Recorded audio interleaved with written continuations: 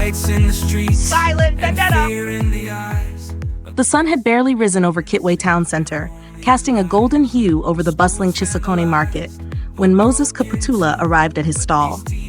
As always, he was greeted by the familiar sounds of vendors setting up their stands, the chatter of early morning shoppers, and the occasional honk of a motorcycle weaving through the narrow lanes.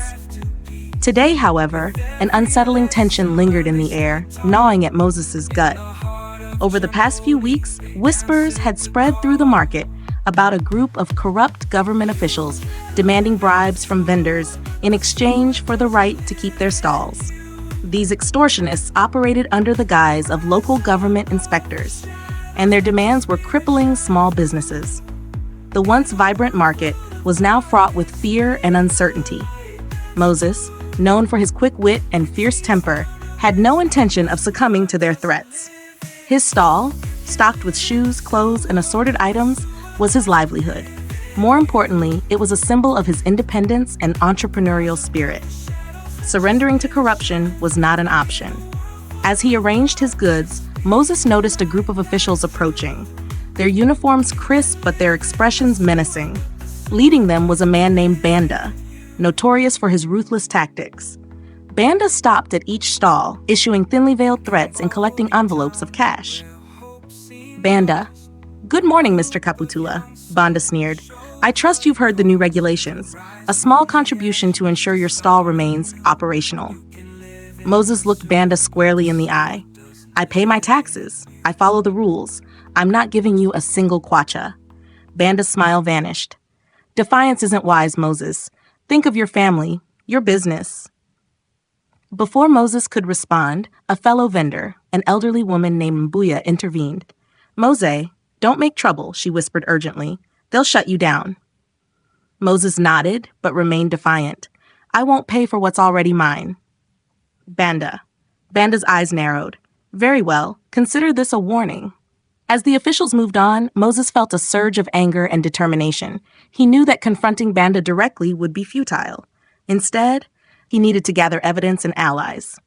That evening, Moses called a meeting of trusted vendors at the back of his stall. Half the number were fellow residents of Chamboli Township. Moses. "We can't let them win," Moses began. "We must document their demands and expose them. Who's with me?" The vendors exchanged worried glances.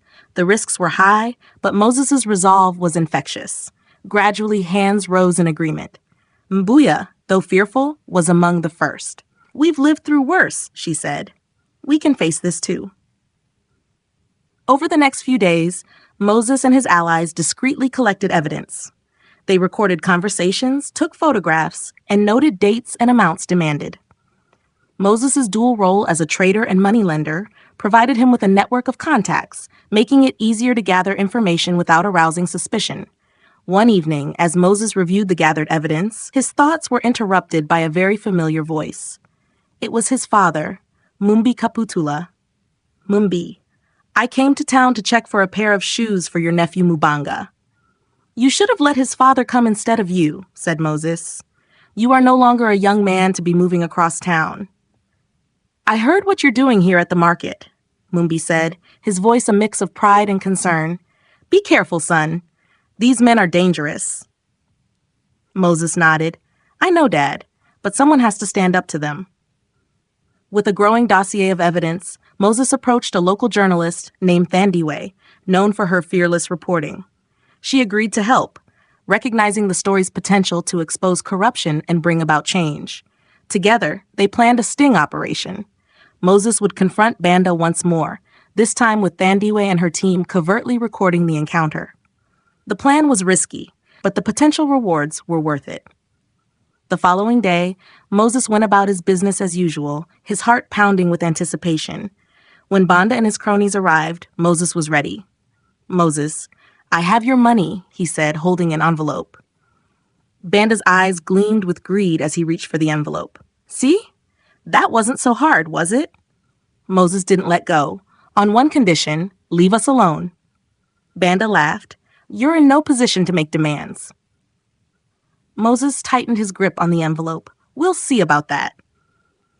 As Banda's patience wore thin, Thandiwe and her team captured every word. Finally, Moses released the envelope, watching as Banda and his men walked away, unaware they had been recorded. That evening, Thandiwe published the story, complete with audio and video evidence. The exposé spread rapidly, igniting outrage throughout Kitwe Town Center and beyond. Calls for justice echoed through Kitwe, and government officials were forced to respond. Within days, Banda and his accomplices were arrested. The market buzzed with a renewed sense of hope and camaraderie. Vendors who had once lived in fear now stood tall, their resolve strengthened by Moses's bravery. Moses, though relieved, remained cautious. He knew that the battle against corruption was far from over. But for now, he had won a significant victory, proving that even in the face of intimidation, the spirit of justice could prevail. As he rode his motorcycle into Chamboli, Moses felt a deep sense of satisfaction. The silent vendetta had succeeded, not through violence or intimidation, but through courage, unity, and the unwavering belief that truth would triumph. A resident of Chamboli had contributed to the fight against corruption in Kitwe. Moses knew too well that for him the fight for justice had only just begun.